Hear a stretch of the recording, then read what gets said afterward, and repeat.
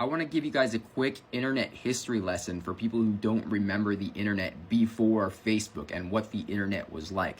So when the internet started, it was the wild, wild west. People went on there, they were anonymous, websites posted anything. There was no censorship, it was really hard to stop people from saying anything. People had all kinds of websites and there were networks of websites. So when you wanted to find out what somebody was thinking, you had to find their website. And then you had MySpace come along, and there were all kinds of web services, but I'll get into that a bit. But then MySpace came along and made it easier for people to find each other. But it was still pretty much you write whatever you want, you say what you want, and on your page, you could code things. So you could make your page look however you wanted. You could have 1 million friends as well. There was no limit.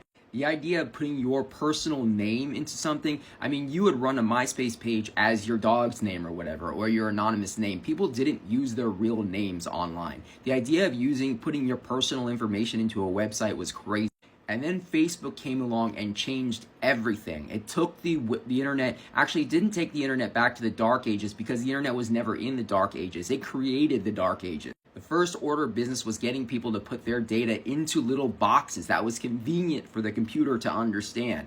So there were all these little fields. What is your hobby? Who do you like? What categories do you like? Put what your status updates are. Everything was a box that was neatly organized. Every single thing that you filled out on Facebook was neatly categorized so that they could sell it to their providers. And they really wanted you to put your personal name, your actual name. And that was crazy, but they got people to do it. People rebelled against it at first, but then they just acquiesced. Facebook's business model was always about collecting data in the disguise of convenience. In fact, people who switched over to Facebook from MySpace hated it. I hated it. I was like, why are we going backwards? Nothing about Facebook felt free, but people were using it because they had this weird strategy where they were, in colleges and stuff, but they ate it up. People ate up the false exclusivity. And they had billions of investor dollars to keep working on the tech, even though it was inferior to MySpace at first. Wonder where the money came from. And then the other huge thing they did, which has probably the furthest reaching consequence, is they cut everybody up into walled gardens. So they created this arbitrary friend limit, right? They pretended like there was some technical reason for this, but there was never a technical reason for this. They decided that the maximum amount of friends that anybody could possibly want or have should be 5,000. You should never be able to reach more than 5,000 people on the internet at any given time. And then on top of that, your posts and anything that you created on Facebook was cut off. Didn't have a URL that was accessible from the rest of the internet. So the Facebook internet was separate from the regular internet, and they pulled all these people onto Facebook that had everybody using the false internet, the Facebook internet, and they were only cut up into their little segmented groups, easily controllable, easily cut off from each other, so they couldn't organize, they couldn't speak up, they couldn't be honest. And if they had something subversive to say, it wouldn't matter because it would never get outside their little box, their little 5,000 unit box. The MO of Facebook has always been about control and separation and division of the internet. Of course, and collecting data and selling it, but the dismantling of the internet was far worse than the collection of data. Since then, they've had to pry open some of those walls. They've opened up public posts, but still the vast majority of content on Facebook is inside those walled gardens, inside those separate boxes. Was it big business? Was it the government? Was it the CIA? Who was responsible for dismantling the internet, and why did they think it needed to be dismantled? And still, in services where people can communicate with as many people as they want, I'm talking about like X and Instagram and YouTube, where you have one-to-many situations where you have the top creators can reach millions, they still control the algorithm. And that essentially creates the walled garden that they still have. It's an illusion that the walled garden isn't there, but the algorithm decides what people still look at. So when that algorithm is tightly controlled, people still can live in the walled garden without even realizing they still do.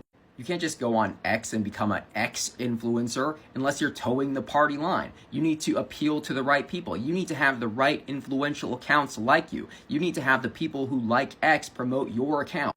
You can't just go on IG and become an IG influencer unless you're peddling the appropriate content. You need to be posting pictures of yourself in fancy vacation spots looking like you're having fun at the beach. That's the kind of content that they want to be showing to people on IG because it peddles this envy. It needs to create this sense of envy and jealousy. That's what the whole point of IG is. If you're not creating envy and jealousy, then you're not creating consumerism. The difference with the TikTok algorithm, and I'm not the first one to figure this out, is that it runs every piece of content through a series of locks, essentially. You go through the first 250 views. It sees if anybody likes it. If a certain amount of people like it, then it goes up to the next stage. It gets up to 1,000 views. If enough people like it, if it's 15% of likes, it gets up to the next stage. And this means every piece of content has a chance to survive. It's not about pushing any kind of narrative. It's narrative agnostic. It's just about what story is popular. That's the story that's going to be pushed. There's no one at the top pulling the strings. There's no puppet master. People say there's a puppet master. No, it's whatever gets liked. And that's what the trick is that it's content agnostic and it's who agnostic. It's about what, not who is saying it. Every content is king. Content is king. Content is the thing that decides whether or not that content is going to be promoted. So you can go to an account that has one piece of content and it's viral. Okay, it doesn't matter who said it. That account could have literally just one post and it's viral. That could never happen on any of these other platforms. And because it's not promoting any specific influencers, no wealthy people, no sports celebrities, it's just what the people are interested in looking at on that particular day. And because of that, it's the old internet again. Whoever buys TikTok is probably not going to get the algorithm, which means it's going to revert back to some American algorithm where it's top-down focused, it's select key influencers, and their narrative is going to be the thing that's pushed. There's going to be no more instant celebrities. There's going to be no more small town guy in a car who has a really awesome message that's suddenly blowing up out of nowhere. And I think that's what we're afraid is all going to happen.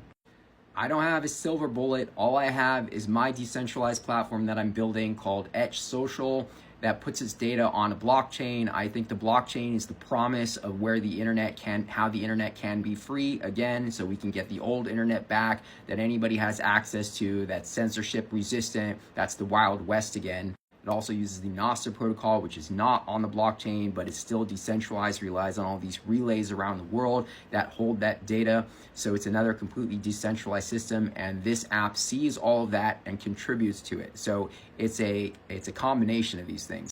And using this system, all kinds of apps can be built on top of it, and you can take your identity, which is like an encrypted private key. You can take that anywhere you go, and you can pull up your data again. So you can actually transfer your account to any app that uses this system, whether it's the Nostr protocol or the Nostr on top of blockchain protocol, which is what I built. And another key ingredient to this, I think, is going to be the real game changer, is since all this data will be publicly available, anybody can build a feed for this data, which means that the feed system will be open, so no more third party controlling your feed. The door is going to be wide open. It's going to be a free market system for feeds. If you're a developer, you'll be able to plug in and make a feed and possibly even monetize that feed as well. People like your feed. So the internet was like a big river, and then Facebook got in the way and said, this river is too fast, it's too strong, and created a dam and said, I'm going to control this river, and now the dam is crumbling and people want the river again. The river wants to go where the river wants to go. Humanity wants to evolve, and Facebook, the dam of Facebook, needs to crumble and collapse. Please follow along with me if you want updates on Etch. Thanks a lot.